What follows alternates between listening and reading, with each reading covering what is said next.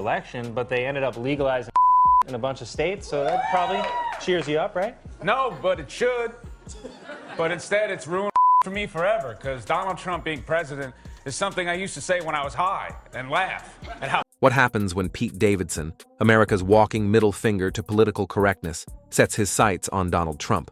You don't get a roast, you get an exorcism. Live, unscripted, and aimed squarely at the orange-stained ego of a man who thinks golf counts as foreign policy. Pete didn't hold back. He didn't just take jabs. He launched verbal nukes. It wasn't a comedy set. It was a high-speed collision between Staten Island rage and Mar-a-Lago delusion. Lease at all before you signed it? No. How many leases like this have you reviewed in your career? Signed or reviewed? Reviewed. Not too many. I signed hundreds. Much more than that. But I don't generally review them. I have somebody that, whether it's an executive or in this case, one of my children, I rely on people to do.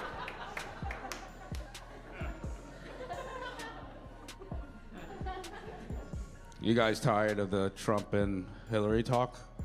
I know I am.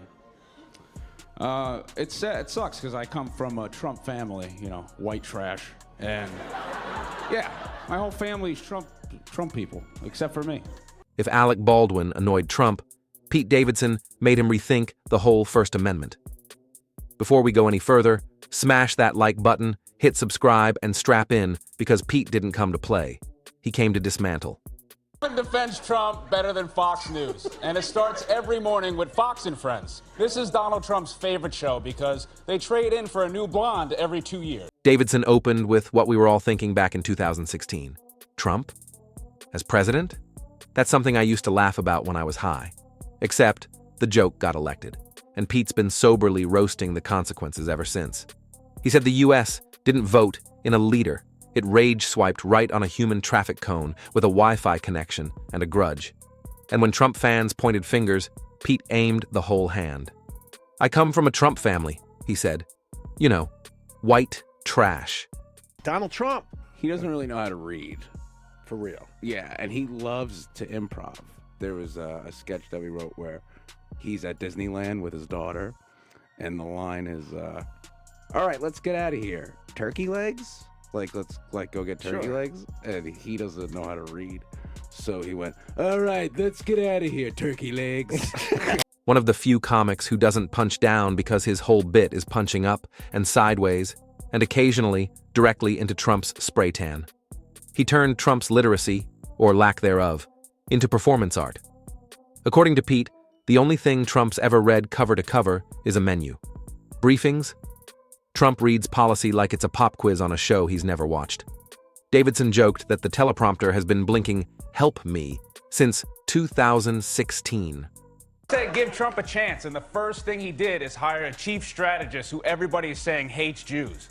They said, no, Bannon doesn't hate Jewish people. He's worked alongside them. Yeah, and Mel Gibson did 4 Lethal Weapons with Danny Glover. That proves nothing. Pete even recalled an SNL sketch where Trump misread, "Let's go get turkey legs," as, "Let's get out of here, turkey legs," and delivered it. Dead serious.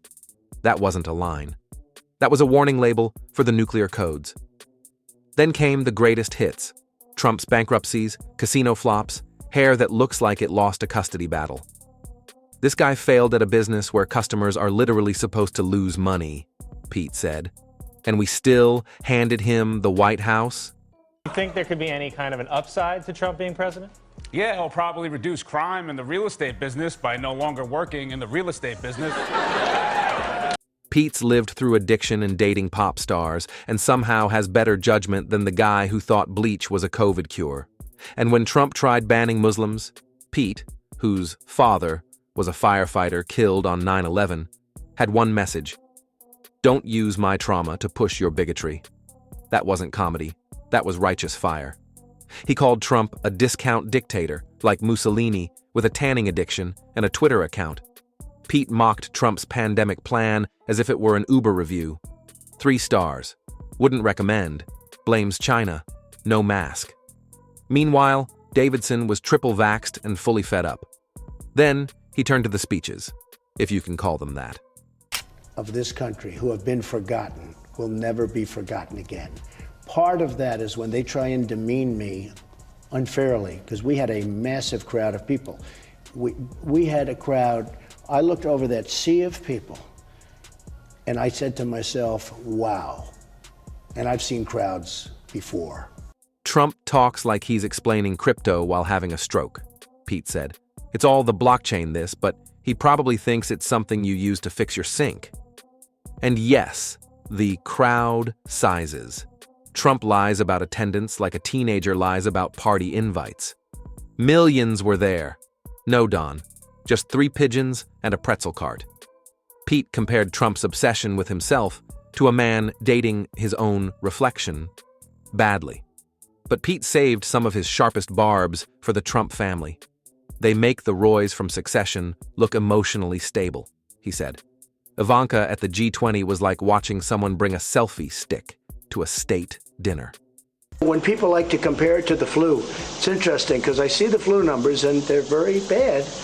But when I look at flu numbers and I never lost anybody to the flu. I never had somebody, over my life, I've heard many people had the flu. They had the flu. How you doing? I have the flu. Nobody died. I never remember anybody saying, like, he had the flu, he died. I saw the protest. People were outside the bar shouting about freedom, taunting the cops, chanting that they should arrest the governor. But it's Staten Island, so I assumed that it was just like a typical... Pete, who sends NSFW texts as apologies, somehow still seems more qualified for diplomacy. He said Trump governs like he's in a Home Alone sequel, fitting, since he actually cameoed in one. Blink and you'll miss him, just like you'll miss his grasp on the Constitution. Then came January 6th. Pete compared Trump to a deranged Little League dad who incited a riot because someone made a call he didn't like. It wasn't a coup, Pete said. It was a pyramid scheme of delusion, and everyone was paying up in court dates. Even Trump's tweets got scorched. They read like your grandpa learned how to text during a fever dream. 1 minute, it's fake news. The next, he's challenging windmills to a duel. It's weird. Why do you think people are doing it? I think half the people are voting for him because they think it's funny and they don't really know any better. And I think the other half, to quote Michael Caine from Batman, some people just want... Pete said watching Trump type is like watching a raccoon try to hotwire a car. Chaotic, loud, and confusingly confident. And still, Trump supporters cling to him. Pete summed it up. They don't love him. They just love that he pisses everyone off. Like rooting for the guy at a funeral who sets off fireworks just because it makes grandma gasp. But the real roast? Pete said, Trump acts like he bought the presidency on Wish and can't get a refund. He called him a walking expired coupon, loud, irrelevant, and completely useless at checkout. Davidson ended the takedown with a reminder. I'm not presidential, and I know it. Trump thinks he's presidential, and that's the problem. Because unlike Pete, who knows he's a mess, Trump thinks he's God's gift to governance. And Pete wasn't having it.